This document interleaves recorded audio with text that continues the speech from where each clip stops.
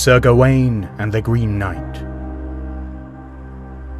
An original adaptation written and read for you by Jon Buckeridge.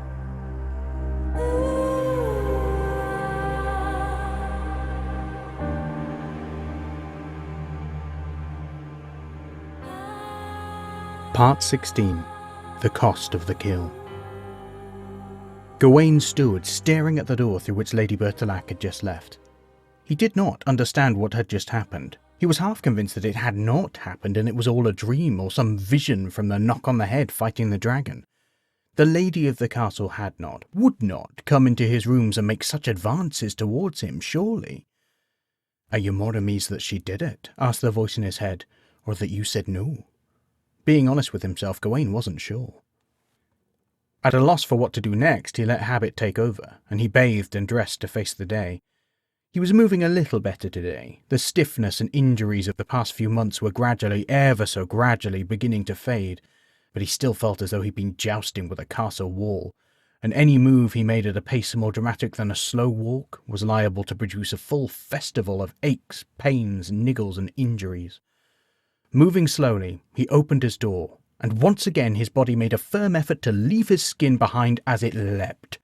Mallory was there, in her customary place less than an inch from the door. As he recovered his composure and brought his racing heart under some semblance of control, he saw her scanning the room behind him. He felt mildly affronted that she would be so rude as to intrude on his space without asking, but mostly just glad that there was no one in that space for her to see. "Can I help you, ma'am?" he asked the crone pointedly, but she gave no answer. Instead, she looked him up and down, slowly, taking her time over the action. He might have imagined it, but he could have sworn she lingered for half a second on his lips where Lady Bertilac had just placed that kiss a few moments before, but then her eyes met his again. "Your bruises are healing," she told him, "and I am sure you will be in full working order before long." She spoke dispassionately, but Gawain was certain there was a flash of colour in those black eyes. Then she simply turned and walked away, leaving Gawain baffled and at a loss for what to think, let alone what to say. "She is, without a doubt, the creepiest figure on God's green earth," said his inner voice. He shook his head as if to clear it, then immediately regretted it as he realised he was far from done having a lingering headache, and there was a muscle in his neck that was a long way from forgiving him for his recent exertions. Moving gently, he began to explore the castle. This was the first time he'd had a chance to walk about the place properly, and he was looking forward to doing so. From what he had seen outside, it was a truly stunning place, and he wondered what exciting elements it must contain. As he walked, though, he got a sneaking sense of unease about the place. Yes, the castle was beautiful. The white stone bounced the light, making the whole place seem bright and airy, unlike the dark gloominess he'd found in other castles. The rooms were large and skillfully decorated with timbers and tapestries, but something still felt off.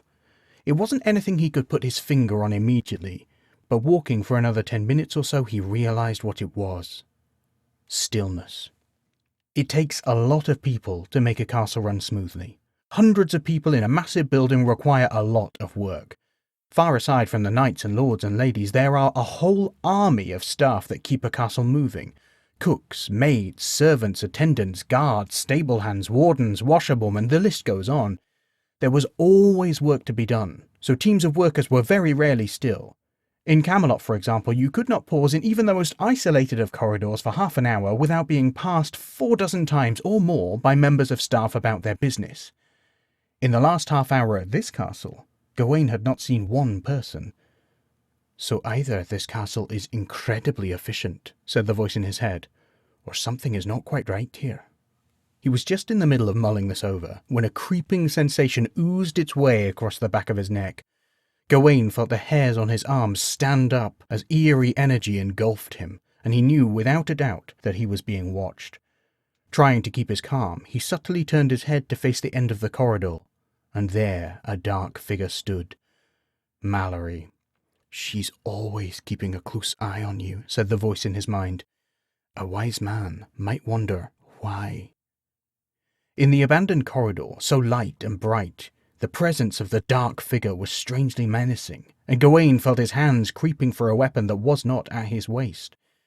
At that moment, though, an explosion of sound came from the castle gates as the baying of hounds signalled the return of Lord Bertilac.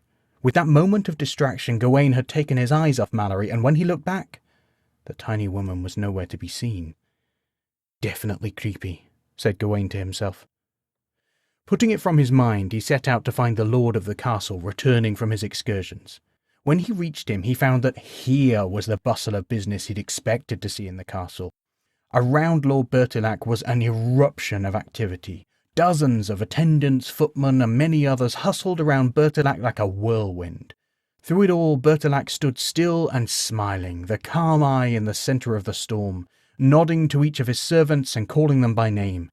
He saw Gawain approaching, still moving tenderly, and the broad grin on his friendly face widened. "Gawain!" he boomed out in his rich baritone. "I missed you this morning at the hunt." As the man stepped forward to greet Gawain, the army of servants around him seamlessly scurried along, continuing their duties as their lord moved, as if it was all an intricate dance they had danced 1,000 times before. "I hope," Bertilac continued, "that you might be able to accompany me tomorrow." "I am glad to be much missed, my lord," replied Gawain, "though I fear I am still moving too much like my aged grandfather to be of much use in a saddle tomorrow." "So I see," Bertilac acknowledged, as Gawain finally reached the bottom of the stairs. "You really have taken a beating, have you not? Ah well, that is a shame, but I shall persevere bravely and boldly without you." He barked a laugh and swept Gawain up in an embrace that made his aching ribs creak. "Very well, you must be content with my tales of the hunt to keep you satisfied." And so Bertilac launched into the tale of the morning's hunt and the beautiful deer he'd managed to bring down. "Ah, you should have seen her, Gawain," roared the man. "She was a beauty. As soon as I saw her running, I knew she was the one for me that day. So swift and fleet of foot, she was all I could see for several hours." Gawain was not much of a huntsman, but the sheer energy and exuberance of Bertilac was impossible to be around and not get caught up in as he told the tale. "Have you seen the marvel of a doe in full flight, Gawain? They do not seem to run through the forest, rather they dance above it, and the forest moves under them, and if you take your eyes off them for a moment, well, you shall never see them again. Thankfully I was riding my best courser, and I had my best hounds with me to keep the scent. Still, she led me on a merry chase, Gawain. I have lived among the trees of this forest for, well, as long as I have lived, and I flatter myself I know them well, but this beauty brought me to places of it that I have never before seen. Truly magnificent creature." Privately, Gawain thought that such a creature was better left alone to enjoy the forest in peace. Something in his face must have shown his feelings, for Bertilac broke out in a wry laugh. "I see you're no fan of the hunt?" he asked Gawain. "I mean no offence, sir," replied Gawain. "It's just that this creature sounds magnificent, and it is a pity to see it taken for sport." Gawain was worried he would have upset his host, but Bertilac barked out another booming baritone laugh. "Ha! Gawain, there you have hit the heart of it. But is it really so unfair to give the creature the chance to best me? I am steward of all the lands around here for miles on end. It is within my power to send sneaking men out with silent bows to slay the creatures. Or I could order them rounded up, to be herded and farmed, slaying them for their meats and pelts.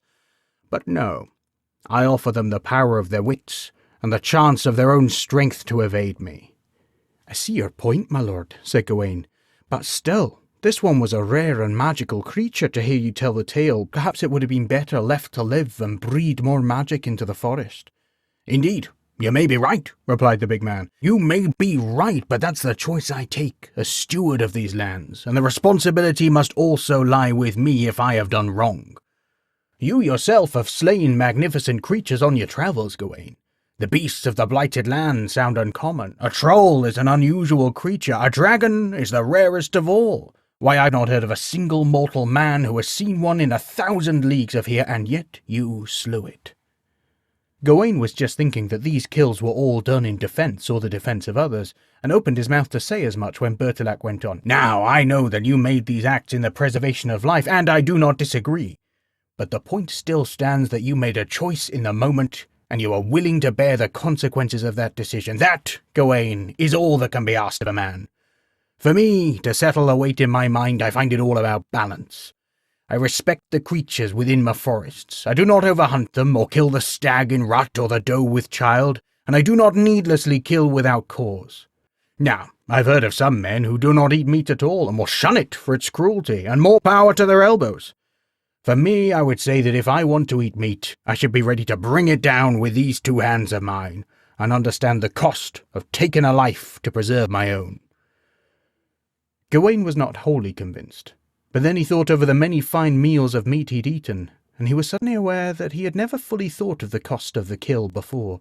"I can see I've planted a seed in your mind," Lord Bertilac teased with boyish charm. "Well, today you shall be the steward of this decision, for it is not my kill, but yours," the big man brayed. "Mine, my lord?" he asked, confused. "Yours! Did I not say that whatever I caught would be yours, and whatever you caught would be mine? Well, then this prize is yours, and if you say we burn the body and do not partake in the fruits of the hunt, then that's yours to decide. So, what shall it be?" Gawain was taken aback. He'd quite forgotten about their agreement. In truth, there had been rather a lot of wine involved in the evening leading up to that moment, but he supposed he had, and now the decision was his. "Well, I would not have the death of this creature wasted," he said after a moment's thought. "Let us feed the whole table from its sacrifice." There was a cheer from the crowd around them, and Bertilac clapped him warmly on the shoulder. Good man, then we shall eat well tonight." There was another cheer, and Gawain grinned. "But you have not honoured your side of the bargain, Gawain," Bertilac went on. "What gifts have you received in my castle in my absence, which you must now pass on to me?" Gawain paused, thinking he hadn't really done much today, and he hadn't received anything at all. And then that memory of Lady Bertilac's kiss sprang to his mind. "It's definitely something you received in the castle," said the voice in his head. But surely this was not the sort of thing they had meant. Still, there was a spark within him that felt he must be honest with this man. Perhaps not too honest, but honest nonetheless. Aware he was taking quite the risk, Gawain grabbed the back of Bertilac's neck and pulled the man's head down towards his own, kissing him fully upon the lips. As he let go of Bertilac's head, a look of baffled bewilderment and surprise sat on his features. A long silence filled the hallway as everyone looked at Bertilac to see how he would react. Gawain's breath stilled in his chest as the lord began to speak. "Why, you wily old foxhound!" Bertilac exclaimed, a broad grin arriving on his face. "You do not waste much time, do ya?" Around the hall there came the sound of laughter being taken up by those who had not been certain how to react a moment before. "From what set of luscious lips did that gift come to you, lad?" Gawain forced the smile to stay on his face. Now was not the time for his emotions to give him away. "Ah, my lord," he replied, "that was not part of our deal. I did not ask you the secret of your hunt, and you cannot ask me the secret of mine." Again, he held that smile on his face like a shield, earnestly praying the man would not ask more. "Ha ha ha!" Bertilac brayed. "Very well, you keep your secrets. For now, come dine with me, and we shall keep our pact tomorrow and see what each of us lands in our hunting." He winked at Gawain, and all that day they sat with each other, sharing stories and songs of the season. Later in the evening, Lady Bertilac joined her husband in the hall, and Gawain could not bring himself to look at her. It was the first time he'd seen her since her visit to his rooms this morning, and he felt distinctly uncomfortable in her presence, not knowing how to react. For her part, she smiled warmly and engaged all around. She avoided Gawain's eye, though, except once, where she fixed him with a subtle stare and a slight shake of the head as if to say, "Not here, not now." Gawain took the message and excused himself. Deciding his night was at an end, his head humming pleasantly with drink, Gawain hauled himself up the stairs to his bed. As he shut the door, he told himself that Lady Bertilac was unlikely to visit him again in his rooms. But just in case, he decided it was best not to sleep naked again.